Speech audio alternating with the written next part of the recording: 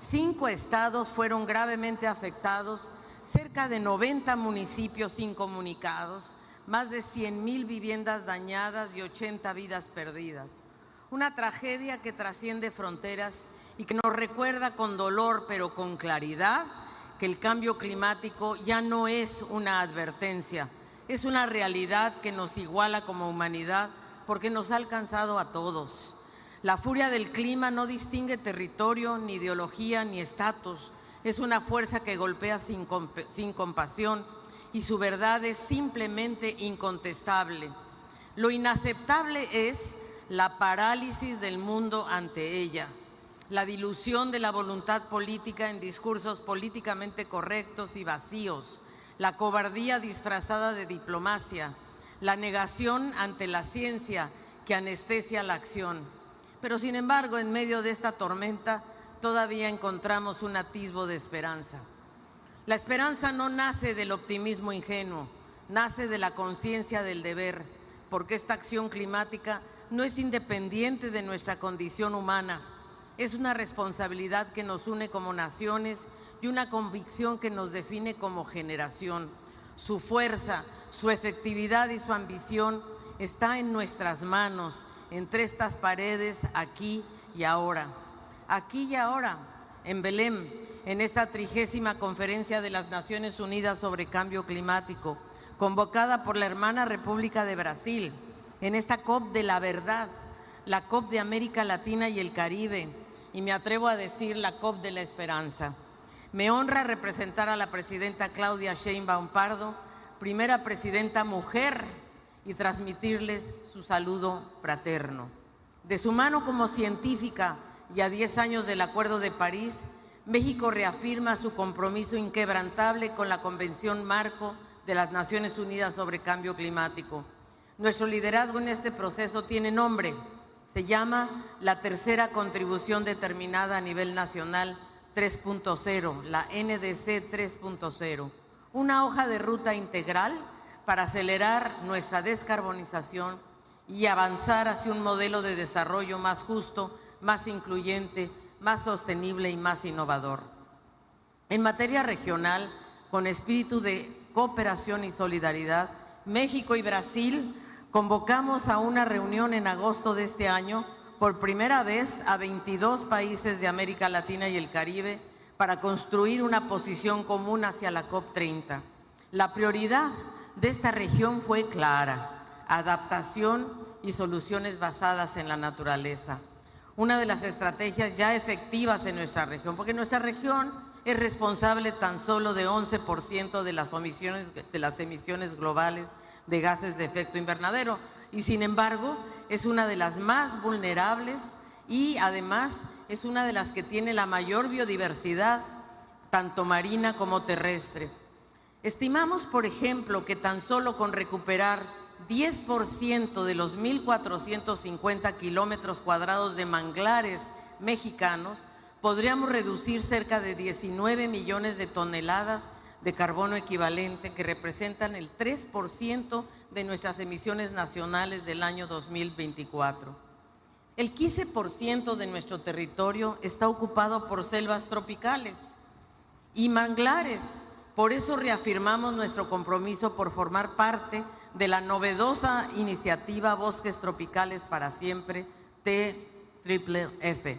De hecho, recientemente, entre México, Guatemala y Belice, creamos la Gran Selva Maya, que contiene 5.7 millones de hectáreas de selva tropical y que une el Petén con la zona maya mexicana. En nuestra NDC, la meta de mitigación al 2035 se enmarca en una visión de largo plazo, una brújula que orienta nuestros esfuerzos para alcanzar emisiones netas cero a mediados del siglo. Por primera vez, México presenta sus metas en términos absolutos. Nos comprometemos a alcanzar un máximo de emisiones netas entre 364 y 404 millones de toneladas de carbono equivalente, de manera no condicionada. Esto representa una reducción de más de 50% con respecto al escenario tendencial. México también asume una meta condicionada para no rebasar entre 332 y 363 millones de toneladas de carbono equivalente. La NDC 3 es una ruta para una nueva forma de industrialización en México, que se llama Plan México y que incluye a sectores estratégicos como el transporte, la generación eléctrica, la industria, la agricultura y ganadería, los residuos, petróleo y gas y construcción. Estamos además muy comprometidos a potenciar la economía circular para resolver el tema de residuos y plásticos por lo menos y reducir las emisiones de metano. La adaptación es uno de los principales elementos que contempla el Plan México, reforzando prevención, seguridad alimentaria y energética, conservación de biodiversidad, agua y protección de la infraestructura crítica. Tratamos el cambio climático como seguridad nacional. Ese será uno de los temas que estarán incluidos en la primera Política Nacional de Adaptación que se publicará en 2026. México está convencido de la importancia de las soluciones basadas en la naturaleza y que la compensación por mitigación con la naturaleza es una forma de alcanzar las metas de la NDC 2 y de la NDC 3.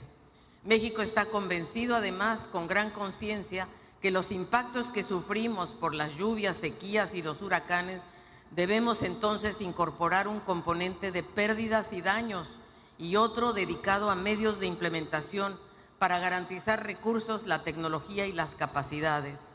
Incluimos además un componente transversal que integra la perspectiva de género, derechos humanos, transición justa y la equidad intergeneracional.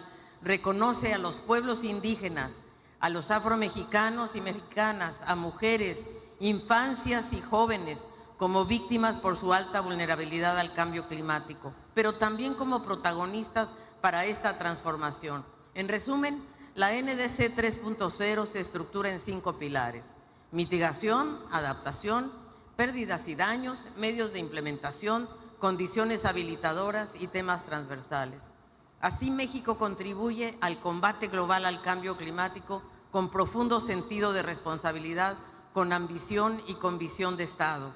Esta NDC 3.0 no es un documento solamente, es una hoja de ruta de toda una nación hacia el futuro que merecemos. Se construyó mediante un proceso muy participativo y deliberativo conforme al Acuerdo de Escazú y se basa en la mejor ciencia disponible.